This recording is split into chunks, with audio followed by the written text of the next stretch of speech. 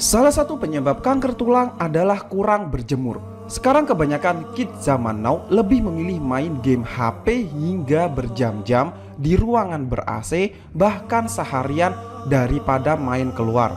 Main bola lah, lari-lari lah sama teman sebayanya. Para ortu, kalau kondisi si anak jarang terpapar matahari terus-menerus, tak hanya pengeroposan tulang, risiko tulang mengalami kelainan dan rusaknya sel jaringan tulang akan meningkat. Karena kita semua tahu bahwa sinar matahari adalah sumber utama atau 80% asupan vitamin D yang berfungsi untuk kesehatan tulang. Menurut penelitian di Journal of Bone Oncology, kekurangan vitamin D atau vitamin D defisiensi meningkatkan risiko kanker berkali-kali lipat.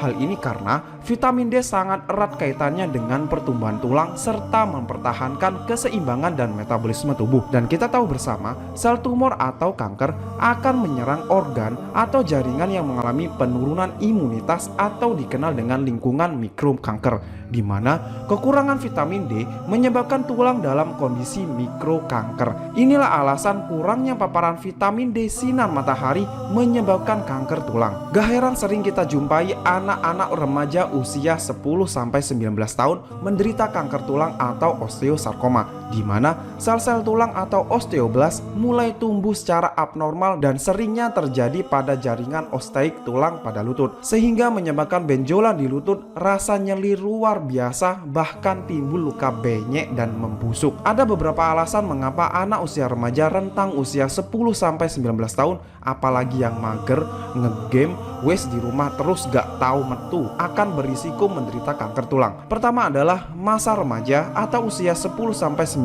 tahun adalah periode pertumbuhan tulang yang pesat, di mana proses tumbuh kembang tulang melibatkan aktivitas seluler yang intens di dalam tulang, termasuk perubahan struktural dan peremajaan tulang. Kedua adalah peningkatan proliferasi sel. Selama masa pertumbuhan tulang pada usia remaja 10-19 tahun, terjadi peningkatan jumlah sel-sel tulang yang sedang berkembang dan membelah diri. Aktivitas seluler yang meningkat ini juga meningkatkan risiko perubahan mutasi genetik yang dapat memicu pertumbuhan sel kanker. Yang ketiga adalah zona pertumbuhan tulang, yaitu area di ujung tulang panjang di mana terjadi pertumbuhan tulang longitudinal. Di zona ini terdapat plak epifisis yang merupakan tempat di mana sel-sel tulang baru terbentuk. Aktivitas seluler yang intens di zona pertumbuhan tulang ini meningkatkan risiko perkembangan tumor tulang pada anak dan remaja. Dan yang terakhir adalah makanan yang semerawut, makan ciki-cikian, gula, fast food, gorengan, tepung-tepungan seperti cilok, cireng, cake, dan lain-lain,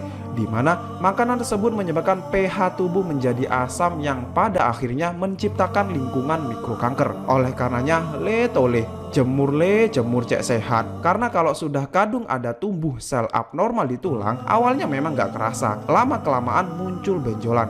Kadang benjolannya dikira keseleo malah dipijet. Ini yang tambah parah. Pastilah sebagai ortu tidak ingin anak yang harusnya beraktivitas, sekolah, karena kanker tulang hanya berbaring di kasur. Jadi mulai sekarang, yuk jaga pola hidup sehat dengan selalu berolahraga dan menjaga makanan. Yuk jaga organ bersama New Moringa JSS.